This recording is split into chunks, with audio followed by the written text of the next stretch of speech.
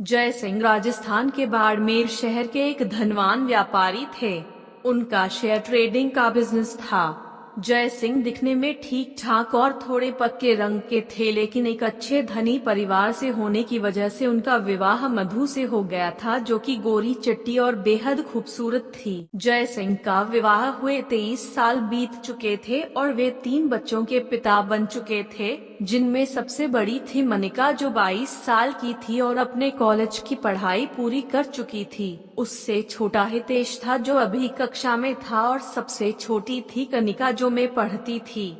जय सिंह की 3 संतान रंग रूप में अपनी मां पर गई थी, जिनमें से मनिका को तो कभी कभी लोग उसकी मां की छोटी बहन समझ लिया करते थे।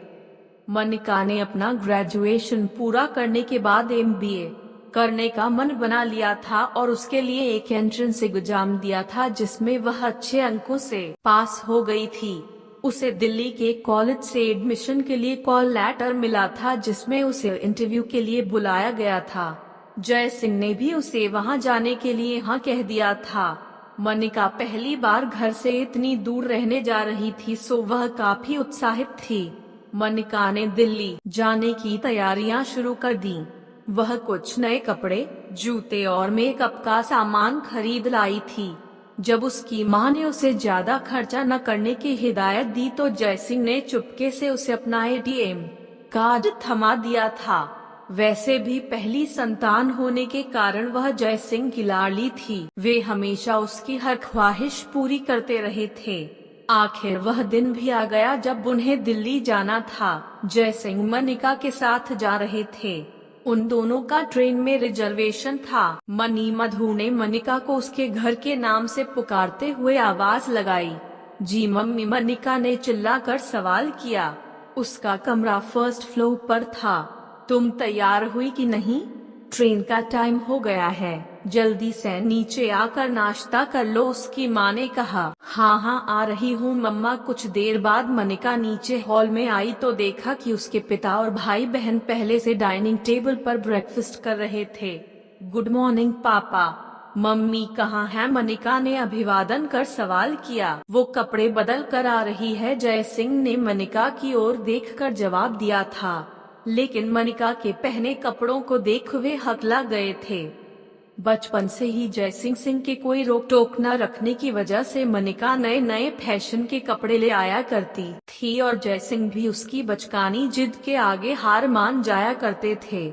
लेकिन बड़ी होते होते उसकी माँ मधु ने उसे टोकना शुरू कर दिया था। आज उसने अपनी नई लाई पोशाकों में से एक चुनकर पहनी थी। उसने लेगिंग्स के साथ टी-शर्ट पहन रखी थी।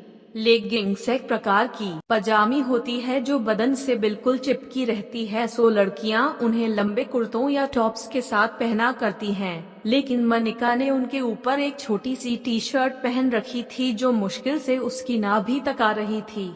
लेगिंग्स में ढंग के मनिका के जवान बदन के उभार पूरी तरह से नजर आ रहे थे। उसकी टी-शर्ट भी स्लीवलेस और गहरे गले की थी।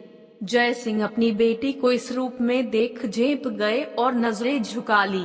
पापा कैसी लगी मेरी नई ड्रेस? मनिका उनके बगल वाली कुर्सी पर बैठते हुए बोली। अच्छी है, बहुत अच्छी है, जय सिंह ने सक पका कर कहा।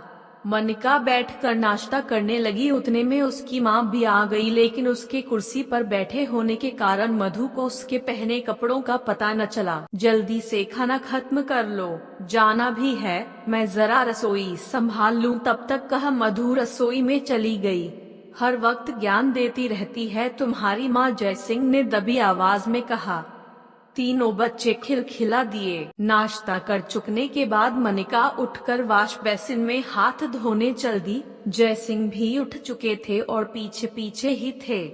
आगे चल रही मनिका की ठुमकती चाल पर न चाहते हुए भी उनकी नजर चली गई। मनिका ने ऊंचे हील वाली सैंडल पहन रखी थी, जिससे उसकी टांगे और ज्यादा तन गईं थी और उसके नितंब उभर आए थे। यह देख जय सिंह का चेहरा गर्म हो गया था।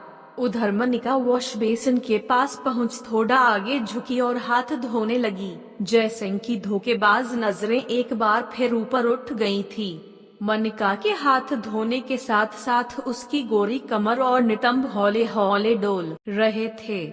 यह देख जय सिंह को उत्तेजना का एहसास होने लगा था, पर अगले ही पल वे ग्लानि और शर्म से भर उठे।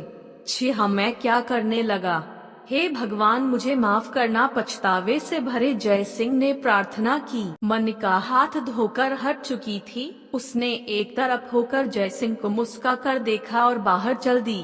जय सिंह भारी मन से हाथ धोने लगे।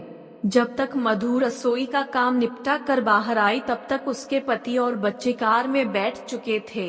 जय सिंह आगे ड्राइवर के बगल में बैठे थे और मनिका और उसके भाई बहन पीछे। मधु भी पीछे वाली सीट पर बैठ गई और कनिका को अपनी गोद में ले लिया। उसे अभी भी अपनी बड़ी बेटी के पहनावे का कोई अंदाजा न था। कुछ ही देर बाद वे स्टेशन पहुंच गए। वे सब कार पार्किंग में पहुंच गाड़ी से बाहर निकलने लगे। जैसे ही मनिका अपनी साइड से उतरकर मधु के सामने आई, मधु का पारा 7वें आसमान पर जा पहुंचा। ये क्या वाहियात ड्रेस पहन रखी है मनी, मधु ने दबी जुबान में आग बबूला होते हुए कहा। क्या हुआ मम्मी, मनिका ने अनजाने में पूछा। उसे समझ नहीं आ रहा था कि उसकी माँ गुस्सा क्यों हो रही थी। गलती मनिका की भी नहीं थी। उसे इस बात का एहसास नहीं था कि टीवी फिल्मों में पहने जाने वाले कपड़े आमतौर पर पहने जाने लायक नहीं होते। उसने तो दिल्ली जाने के लिए नए फैशन के चक्कर में वो ड्रेस पहन ली थी।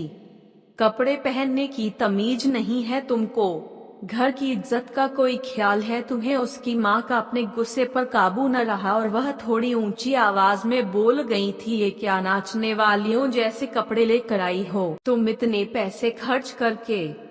मनिका अपनी माँ की रोक टोक पर अक्सर चुप रहकर उनकी बात सुन लेती थी, लेकिन आज दिल्ली जाने के उत्साह और जाने के वक्त पर उसकी माँ की डांट से उसे भी गुस्सा आ गया।